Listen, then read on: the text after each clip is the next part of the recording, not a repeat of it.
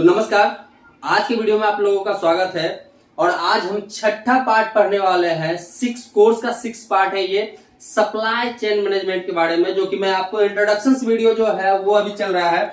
और इसमें मैं बात किया था कि 1947 में जब इंडिया आजाद हुआ था उस समय से लेकर के 2022 तक इंडिया में लॉजिस्टिक बिजनेस जो है, ट्रांसपोर्टेशन बिजनेस जो है वो किस तरह से चेंज हुआ है और ये इफेक्ट्स कहां कहां पे पड़ा है और इससे रिलेटेड फ्यूचर क्या हो सकता है हमारा, वो चीजों पे हम आज डिस्कशन करने वाले हैं और इसके बारे में हम बताने वाले हैं। अभी जो है करंटली हम लोगों ने रिसेंटली अपना 75वां जो है स्वतंत्रता दिवस मनाया है, 75th इंडिपेंडेंस डे मनाया है। और आप मान लीजिए कि 75 साल में वर्ल्ड में जितने चेंजेस हुए हैं लॉजिस्टिक इंडस्ट्री और ट्रांसपोर्टेशन इंडस्ट्री में, उससे 1.5 गुना ज्यादा रिवोल्यूशन जो है वो इंडिया के अंदर आया है। अगर मैं 2 कंट्री को छोड़ दूं, एक हो गया आपका दुबई और दूसरा हो गया आपका चाइना, अगर ये दोनों को छोड़ दूं तो सबसे बड़ा जो लॉजिस्टिक रिवोल्यूशन था वो इंडिया के अंदर था। क्योंकि 1947 के टाइम में इंडिया में ट्रकिंग मूवमेंट जो था, सबसे बड़ा जो ट्रकिंग मूवमेंट, जो आप ट्रक्स बिजनेस, ट्रक जो चलाते हो उसका जो बिजनेस था वो बहुत ज्यादा डाउन था। ये ऑन एंड अराउंड जो था ये 10% के अराउंड था। 10% इंडिया में जितने भी मूवमेंट होते हैं उसका सिर्फ 10% जो है वो ट्रक के थ्रू सप्लाई कहीं ना कहीं किया जाता था, उससे ज्यादा सप्लाई नहीं किया जाता था। और आज के डेट में मैं बात करूं ट्रकिंग इंडस्ट्री का, जबकि इस समय जो भारत की जो जनसंख्या थी वो मैं आपको बता दूं, ये ऑन एंड अराउंड जो था ये 45 करोड़ के अराउंड था। 1947 के टाइम पे अराउंड 40-45 करोड़ के इसी के बीच में था। और आज के डेट में जो ये ट्रकिंग बिजनेस जो है ये हमारा टोटल का जो है 40% है। और हम बात करें, सॉरी 40 बोल रहा हूं मैं, 30% है, 30-35%। और आज के डेट में अगर हम बात करें तो हमारे देश की जनसंख्या लगभग 140 करोड़ है। मतलब कि उस समय 40-45 करोड़ थे और आज जो है 140 करोड़, मतलब 100 करोड़ का बढ़ोतरी हुआ है 75 साल में हमारे देश में जनसंख्या का। और वहीं पे हम देखें तो ट्रकिंग इंडस्ट्री जो है वो भी बढ़ा है। और यहाँ पे जो है क्यों बढ़ा है तो मैं आपको पहले बताया था कि जब डिमांड सप्लाई बढ़ता है तो चीजें बढ़ती है, तो इसी चक्कर में इंडिया के अंदर ये सारी चीजें बढ़ी है। अब हम बात करते हैं कि 1947 में ऐसा क्या था और आज के डेट में ऐसा क्या है, बीच में क्या चेंजेस आए और फ्यूचर क्या हो सकता है। 1947 में जैसा कि मैंने आपको बताया है कि सिर्फ 10% ही ट्रक से मूवमेंट होता था, बाकी जो है वो बैलगाड़ी, घोड़ा गाड़ी, हाथी, खच्चर, ये सब चीजों पे डाल करके कहीं ना कहीं ट्रांसपोर्ट किया जाता था। एक एक मटेरियल को एक कोना से दूसरे कोना पहुंचने में 1 महीने तक लग जाते थे। जो बड़े उद्योगपति थे, जो बड़े बड़े कारखाने चलाते थे, उनके पास ज्यादा पैसा होता था तो वो जो है ट्रक्स का सहारा ले लेते थे, ट्रक से मटेरियल जो है एक जगह से दूसरे जगह भेजते थे। अब धीरे धीरे बात करते हैं एक एक करके कि क्या क्या रिवोल्यूशन आना स्टार्ट हुआ।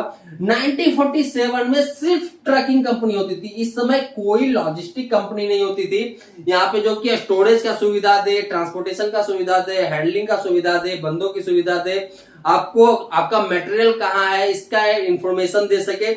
ऐसा उस समय कुछ नहीं था। लोग अपना गाड़ियां लेकर के वहां पे जाते थे, वहां पे लोड कराते थे, उसको एक जगह से लेकर के दूसरे जगह भेज देते थे। क्योंकि उसमें दूर जो बात करने के जो साधन थे वो भी नहीं थे, चिट्ठी उसमें लेटर्स चलते थे। उसमें बहुत जो बड़े उद्योगपति थे उनके पास टेलीफोन वगैरह होता था, बट टेलीफोन के जो चांसेस थे वो बहुत ज्यादा कम थे, ज्यादा करके वो चिट्ठी वगैरह का यूज किया जाता था। तो इसलिए जो 1947 के टाइम में लॉजिस्टिक का जो बिजनेस था वो ज्यादा बड़ा नहीं था, बहुत छोटा था। धीरे धीरे जो है इंडिया में 1962 के बाद हम बात करें तो लॉजिस्टिक इंडस्ट्री जो है एक तरह से इंडिया के अंदर डेवलप होना स्टार्ट हुआ। और इस समय धीरे धीरे बहुत सारे जो है ट्रांसपोर्ट कंपनी जो है इंडिया के अंदर स्टार्ट किया गया। क्योंकि इस टाइम में बहुत सारी जो ट्रक कंपनी है वो इंडिया में आ चुकी थी, विदेशी कंपनी थी, इंडियन कंपनी थी, दोनों तरह के थे। इसमें टाटा का भी थोड़ा योगदान था, जो टाटा मोटर्स आप जानते हो, टाटा मोटर्स का सबसे बड़ा योगदान था। इसके अलावा जो विदेशी जो कंपनी है, शायद I think Bharat Benz Bharat Benz नाम था, या फिर मुझे याद नहीं आ रहा उस कंपनी का नाम, मैं आपको गूगल पे खरीद देख करके नीचे में मैं टाइटल में डाल दूंगा। तो दो कंपनी जो था, दो कंपनी का सबसे ज्यादा योगदान था उस समय ट्रक्स मार्केट में लाने में। सबसे बड़ा जो योगदान था वो था टाटा मोटर्स का, जो कि दूसरे कंपनी के साथ मिलकर के इंडिया में ट्रक्स वगैरह जो असेंबल करते थे, बनाते थे। और एक और कंपनी थी, उसका मैं नाम डाल दूंगा। 1962 के बाद, मतलब कि जो 1962 में लड़ाई हुआ था उसके बाद ये चीजें जो है मार्केट में आना स्टार्ट हुई थी। बट जो रेवोल्यूशंस है, जो एक तरह से लॉजिस्टिक बिजनेसेस में जो रेवोल्यूशंस आया है, वो स्टार्ट हुआ था 1973 के बाद। 1973 के बाद इंडिया में लॉजिस्टिक कंपनी जो है आना स्टार्ट हो गया था। उस समय टीसीआई जैसी जो कंपनी है वो इंडिया में स्टेब्लिश हो चुकी थी। इसके अलावा और भी बहुत सारी कंपनी है जो मार्केट में स्टेब्लिश हुई थी। और ये सब जो धीरे धीरे एक लॉजिस्टिक सपोर्ट के लिए, लॉजिस्टिक सपोर्ट के जैसे बिजनेस देते थे। ये लोग क्या देते थे, उस समय भी कोई इस समय तक भी कोई टेलीफोन वगैरह उतना नहीं था, बट फिर भी इंफॉर्मेशन जो है एक जगह से दूसरी जगह ट्रांसपोर्ट किया जाता था, सॉरी भेजा जाता था। तो एक इंफॉर्मेशन सिस्टम जो है वो जनरेट किया गया था 1973 के अराउंड में। इसके अलावा क्या जनरेट किया गया था, इसके अलावा वेयर हाउस मैनेजमेंट जो है वो जनरेट किया गया था। बट वेयर हाउस मैनेजमेंट जो है वो बड़े स्केल पे नहीं था, छोटे स्केल पे था। वो इस समय तक जनरेट कर दिया गया था। जो बड़ी बड़ी जो लॉजिस्टिक कंपनी आज के डेट में ट्रेडिशनल जो मार्केट, जो पुरानी कंपनी जो आज के डेट में बहुत बड़ी हो चुकी है, वो सब जो है इस टाइम पे धीरे धीरे अपना स्टेब्लिश जो है मार्केट में बना रखे थे। ये लोग दो तीन तरह से ट्रांसपोर्टेशन करना स्टार्ट किए थे। ट्रेन से भी ये लोग करते थे, छोटे पैमाने पे ट्रेन से ट्रांसपोर्ट किया जाता था, और बड़े पैमाने पे भी ट्रेन से ट्रांसपोर्ट किया जाता था, और साथ में ट्रक्स का भी यूज होता था। तो इतने ये सब जो कंपनीज है इसमें ट्रांसपोर्टेशन के लिए इतने लेवल लेकर के आ गए थे। इंफॉर्मेशन का जो सप्लाई था वो किया जाने लगा, वेयर हाउस का मैनेजमेंट किया जाने लगा, ट्रक से सप्लाई ट्रेन से किसी चीज को सप्लाई किया जाने लगा, और साथ में ट्रक से भी सप्लाई किया जाने लगा। और ये सारी चीजें जो है अब एक एक कंपनी ही करने लगी थी, जबकि इसको करने के लिए पहले के टाइम में 1947 के टाइम में अलग अलग चीजें होती थी। मतलब कोई आपके मटेरियल का स्टोरेज करेगा, कोई आपको ट्रेन से सर्विस देगा, कोई आपको ट्रक से सर्विस देगा, बट कोई नहीं था जो कि ये तीनों को एक इंटीग्रेट करके एक सर्विस दे सके। बट इस टाइम में आपको मिलने लगा था। बात करते हैं 1980 की। 1980 आते आते बहुत सारे स्टेब्लिशमेंट जो है इंडिया के अंदर देखे गए। एक तरह से इस समय तक बहुत सारे तरह की जो ट्रकिंग कंपनी है वो इंडिया में डेवलप हो चुकी थी, और हर तरह के ट्रक जो है इस समय तक बनने लगे थे। इसमें जो है एलसीवी मार्केट में आ चुका था, एमसीवी मार्केट में आ चुका था, एससीवी भी मार्केट में आ चुका था। तीनों कैटेगरी के ट्रक्स मार्केट में आ चुके थे, जो कि किसी न किसी तरह से उद्योग के मटेरियल को ट्रांसपोर्ट करने में सहायता करते थे। यहाँ पे इंफॉर्मेशन सिस्टम जो है बहुत स्पीड में डेवलप हुआ। बट इस समय तक भी कंप्यूटर्स नहीं थे जो कि आपके किसी भी इंफॉर्मेशन को और ज्यादा हाई स्पीड में दिया जा सके। बट यहां तक आते आते जो बड़ी बड़ी कंपनी थी जो 1973 के राउंड में स्टेब्लिश होना स्टार्ट हुई थी, 1980 तक आते आते यहाँ पे टेलीफोन जो है वो एक बड़े पैमाने पे देखा जाने लगा। और टेलीफोन जो है बहुत सारी कंपनियों में उस समय तक आ चुका था, जो कि ट्रांसपोर्टेशन लॉजिस्टिक का एक तरह से मैनेजमेंट देखते थे। इसके अलावा ये सब चीजें जो था ही, और इसके अलावा हम बात करें तो यहाँ पे धीरे धीरे जो है रेफर का भी यूज होने लगा था। मतलब रेफ्रिजरेटेड गुड्स, जो कि एक तरह से बोला जाता है कि 2 दिन 4 दिन 5 दिन में अगर इस सामान को नहीं पहुंचाएंगे तो ये सामान खराब हो सकता है। तो उस तरह के भी ट्रक्स का इस समय तक यूज जो है मार्केट में स्टार्ट हुआ था। बट ये जो था बहुत ज्यादा कॉस्टली था, हर कोई इसको हायर नहीं कर सकता था। बहुत कम कंपनी थी जो कि सबको हायर करती थी। अब बात करते हैं 1991, मतलब 1991 की बात हम दे सकते हैं जब इकोनॉमिक रिवॉल्यूशन इंडिया में आया था।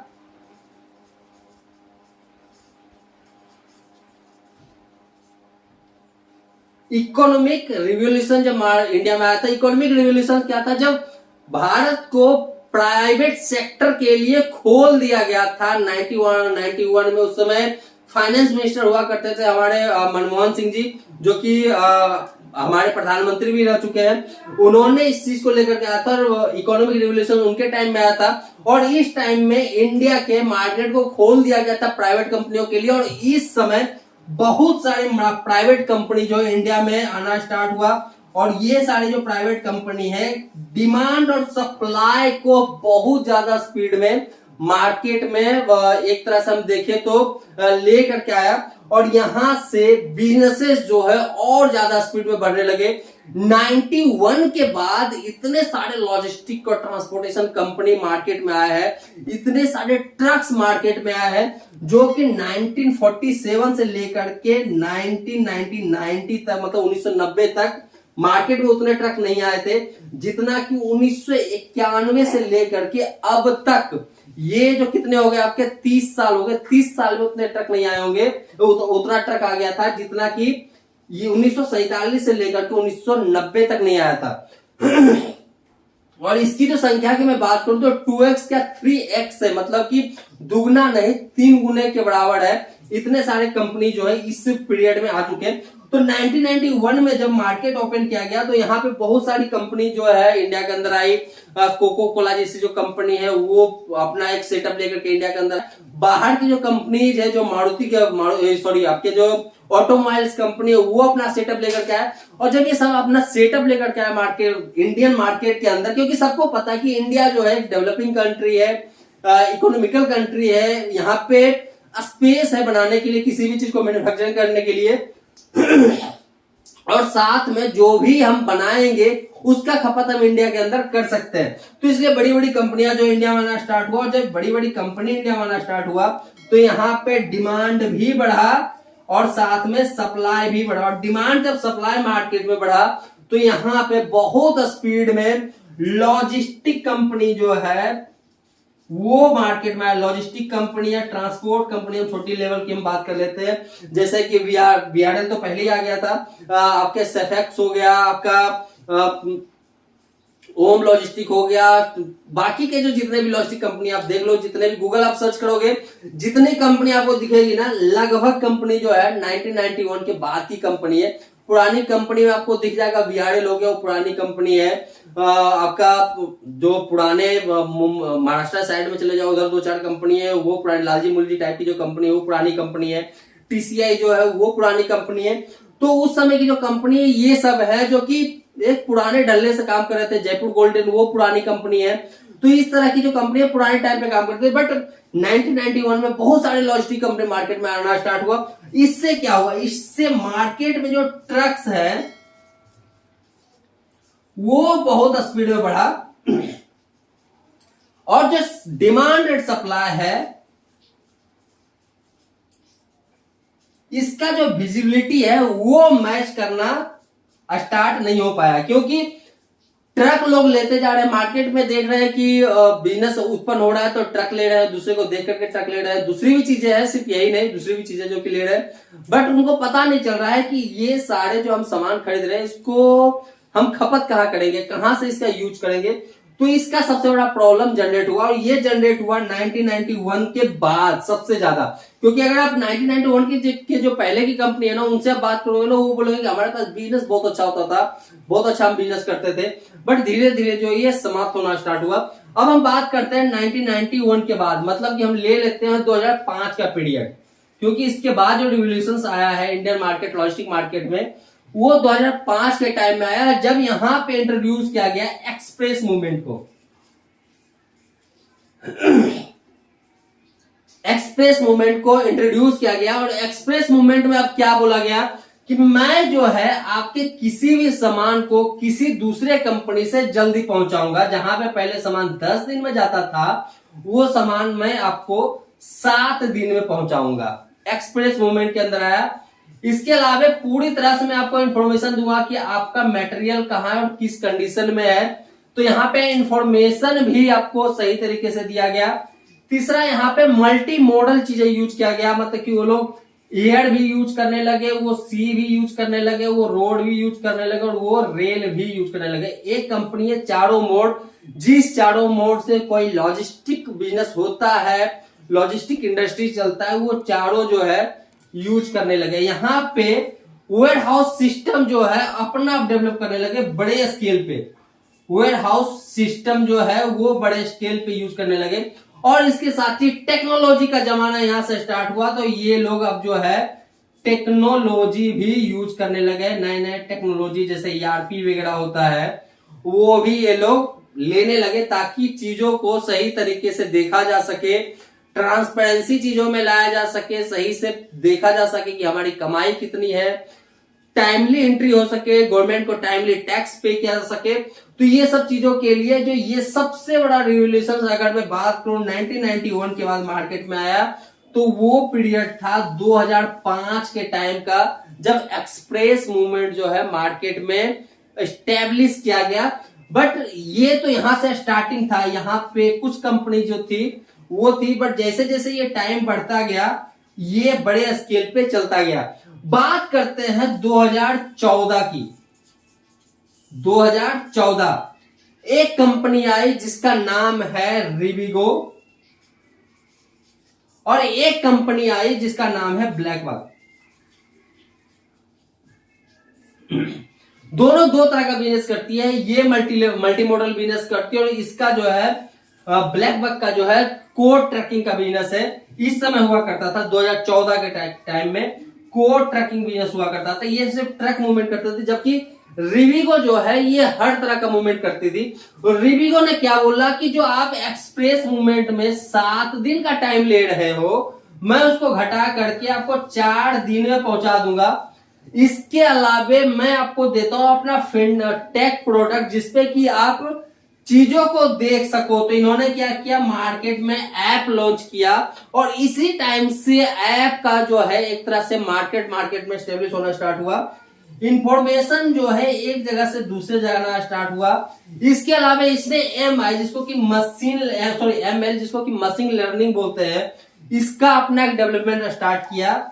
इसके अलावा सेंसर्स वगैरह जो है ट्रकों में इसी टाइम से सबसे ज्यादा यूज होने लगे। ट्रक में बहुत सारे सेंसर्स जो है आप देखते होंगे, वो इस टाइम में रिविगो जैसी जो कंपनी थी वो लेकर के वो यूज करने लगा। इसके अलावा हम बात करें तो यहाँ पे एआई का बड़े स्केल पे यूज होने लगा, जिसको कि आर्टिफिशियल इंटेलिजेंस बोलते हैं, इसका यूज होने लगा। और इसके कारण से ये कंपनी, चूंकि ये startup as a logistic startup company थी, इसको फंडिंग मिलना स्टार्ट हुआ और ये और स्पीड में आगे बढ़ा। और ये रेवोल्यूशन आया मार्केट में 2014 के टाइम पे।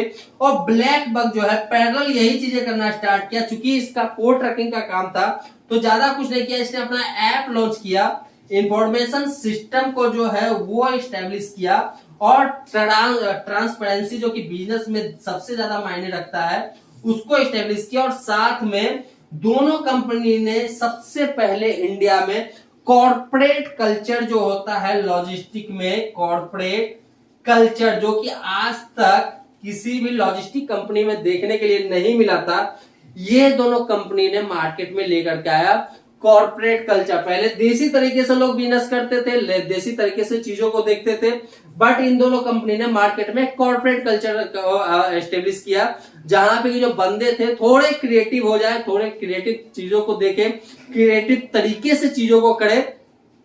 और इसी के जैसा अब हम बात करते हैं फ्यूचर क्या होगा। फ्यूचर क्या होगा, तो फ्यूचर में आपको शॉर्ट में बता देता हूं दोस्तों क्या होगा। फ्यूचर जो आने वाला टाइम है वो एआई और एमएल पे डिपेंड होगा, मतलब कि आर्टिफिशियल इंटेलिजेंस और मशीन लर्निंग पे आने वाला लॉजिस्टिक मार्केट जो है वो आज की बात नहीं करता हूं, 10-15 साल पहले बाद की मैं बात करता हूं। उस समय तक एआई जो है, आर्टिफिशियल इंटेलिजेंस और मशीन लर्निंग जो कि एक तरह से कंप्यूटर से रिलेटेड काम होता है, और ये चीजों को जो है ट्रांसपेरेंट करता है, चीजों को स्केल करता है, चीजों को दिखाता है कि आपकी ये जो चीज है ये कुछ इस तरह का है। अगर आप इस तरह से करोगे तो आपको इनपुट इस तरह से मिलेगा, आउटपुट इस तरह से मिलेगा, इस तरह के प्रॉब्लम आपके सोल्व होंगे।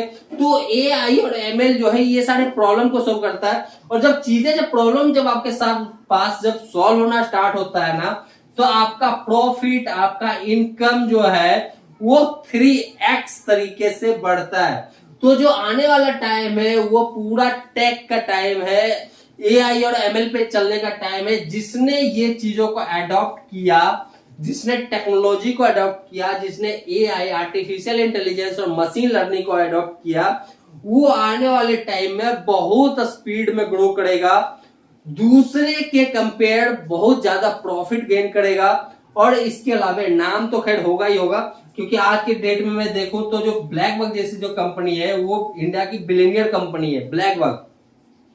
पुराने जो ट्रेडिशनल कंपनी उसमें बात करूं तो मैंने आपको पहले बताया था टीवीएस है और साथ में TCI है, ये कुछ इस तरह की कंपनी है। इसके अलावा आपका डिलीवरी है वो इस तरह की कंपनी है। तो उम्मीद करते हैं कि ये जो 1947 से 2022 जो आज तक का लॉजिस्टिक मार्केट किस तरह का रहा, किस तरह के चेंजेस आए लॉजिस्टिक मार्केट में, वो आप समझ चुके होंगे। इससे रिलेटेड जो है वीडियो जो है, जब मैं डिटेल में, जैसे मैं बता रहा हूँ बार बार, जब मैं डिटेल में वीडियो बना, ये इंट्रोडक्शन है, आप समझो कि क्या है और क्या हो सकता है, कैसे हो सकता है, तो हम आगे आने वाले वीडियो में आपको बताएंगे।